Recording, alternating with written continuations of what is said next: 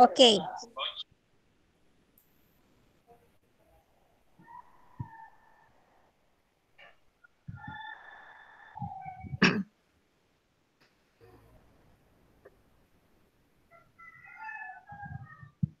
Saya, Bu.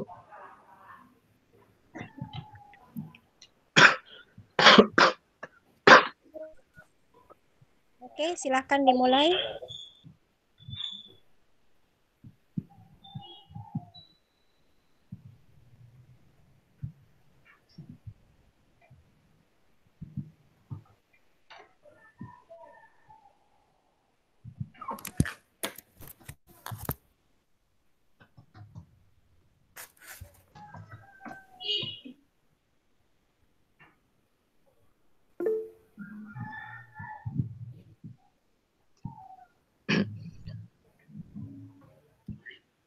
Baik.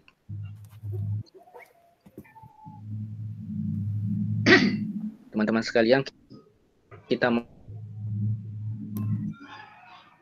masuk ke kasus yang ketiga, di mana kasus yang ketiga ini yang bertindak sebagai coach adalah saya sendiri.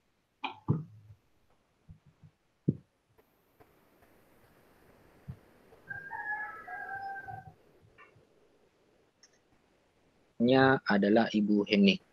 Mohon Ibu Heni, mic-nya mungkin di nonaktifkan dulu.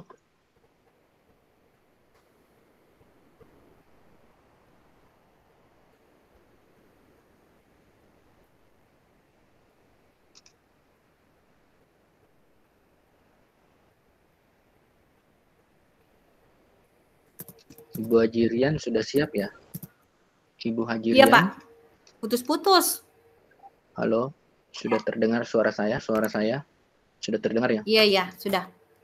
Halo, sudah terdengar suara saya? Ya. Kita akan masuk ke kasus yang ketiga, di mana yang akan menjadi coach adalah saya sendiri, Rusdianto, kemudian yang akan menjadi coach adalah Ibu Hajarian Yulika, kemudian yang akan menjadi pengamat adalah Ibu Heni Sustiari. Sudah siap Ibu Hajirian? Siap, Pak. Oke, kita mulai kasus yang ketiga. Assalamualaikum, Bu. Waalaikumsalam, Pak. Apa kabar, Bu? Beginilah, Pak. Kurang baik. Oke, hari ini kita akan diskusi ya, Bu. Iya, Pak. Mungkin tidak terlalu lama. Bisa ya, Bu? Iya, bisa, Pak. Akhir-akhir ini saya melihat Anda terlihat murung dan tidak semangat. Ada apa ya, Bu? Saya memang perlu seseorang untuk membicarakan masalah yang saya hadapi, Pak. Apa yang bisa saya bantu dan apa yang Anda ingin capai dari diskusi kita hari ini? Saya hanya ingin mencari solusi dari masalah saya ini, Pak. Terus, ada lagi? Saya ini sebenarnya masih bingung kenapa saya bisa begini. Saya ingin tahu apa penyebabnya, Pak.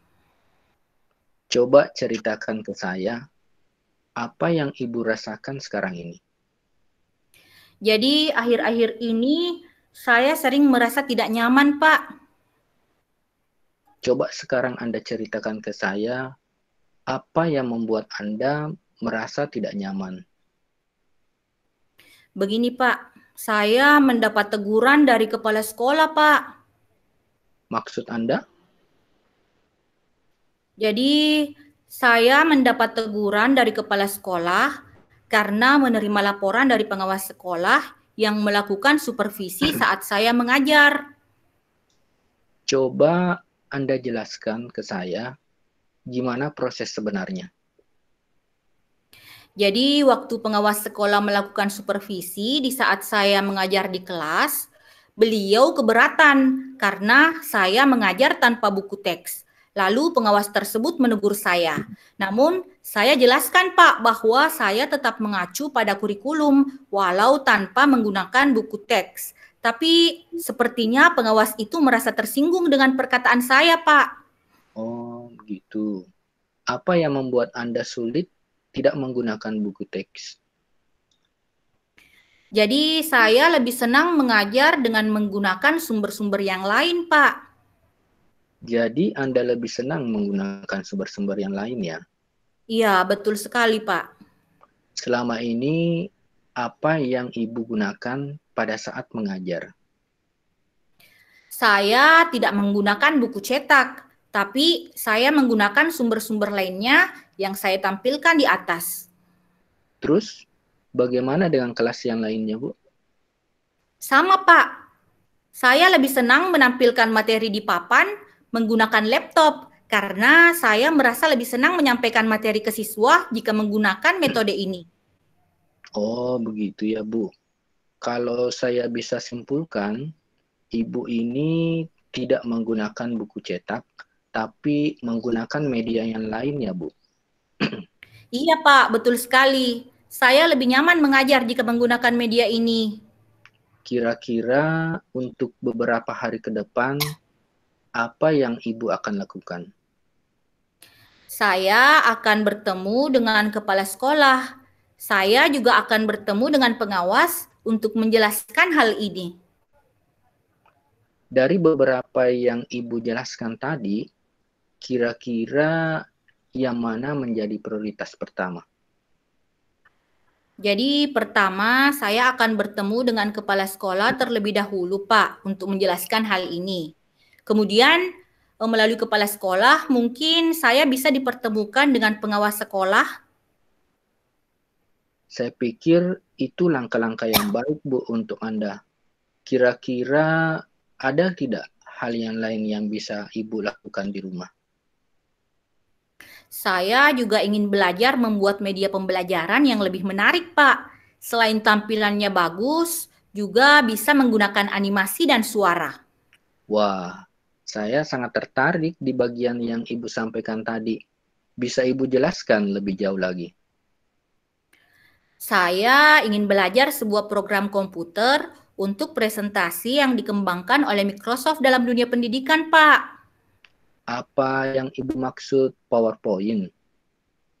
Iya, Pak. Saya sangat suka dengan media ini. Nah, kalau begitu, apa dengan cara ini Ibu lebih nyaman menyampaikan materinya ke anak-anak? Iya, Pak. Dengan cara ini, saya merasa lebih nyaman menyampaikan materi ke siswa. Terlihat lebih jelas dan menarik. Siswa juga jadi lebih termotivasi untuk belajar. Nah, dari diskusi kita hari ini, apa yang Ibu bisa ceritakan kembali? Apa yang Anda lakukan berikutnya? Saya akan mencoba bertemu dengan kepala sekolah dan menghubungi pengawas sekolah untuk melakukan konsultasi. Bagus. Saya suka dengan apa yang Ibu capai dari diskusi kita hari ini. Terus, lalu komitmen apa yang Ibu akan lakukan untuk menjalankan rencana ini? Jadi saya akan bertemu dengan pengawas sekolah dan membuat rencana untuk supervisi berikutnya. Terus, kira-kira siapa yang dapat membantu Ibu untuk menjalankan komitmen Anda?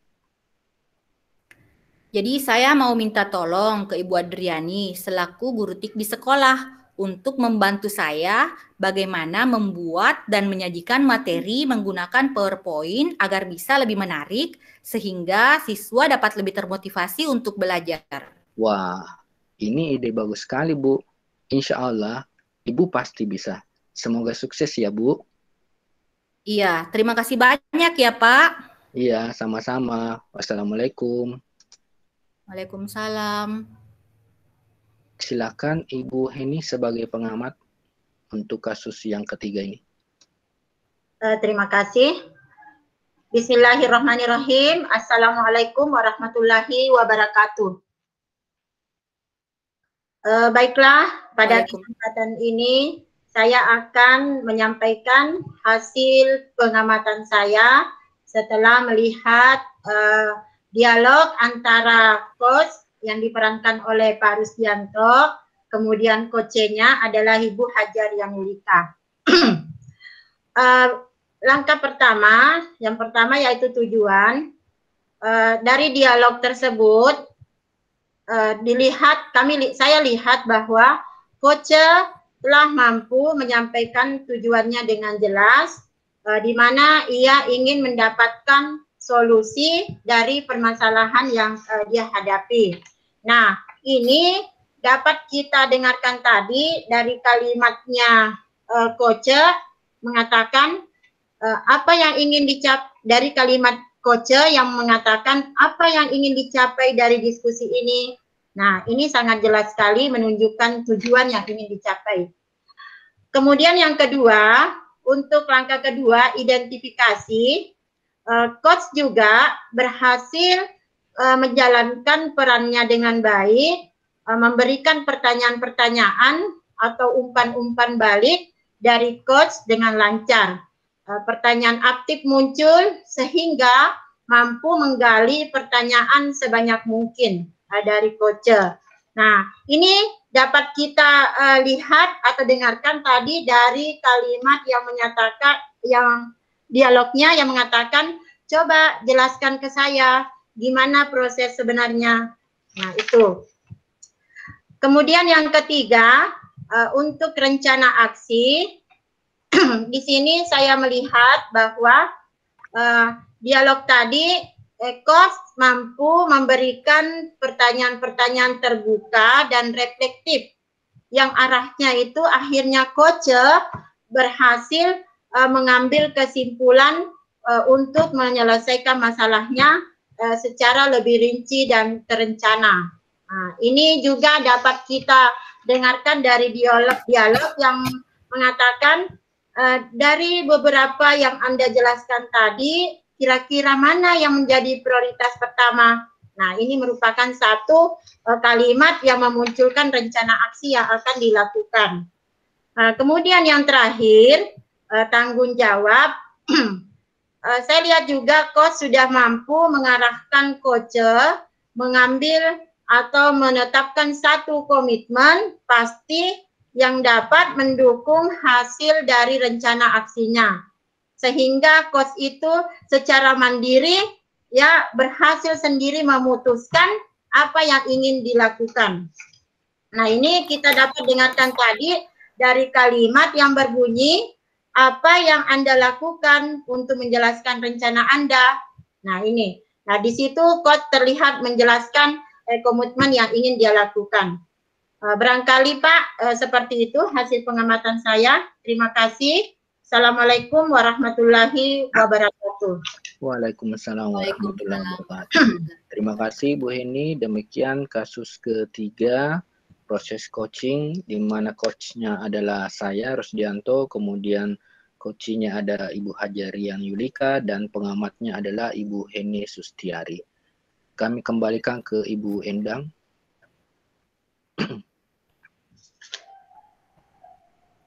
Ibu Endang, mohon di stop. Tunggu ya. Iya, Bu. Iya, Bu.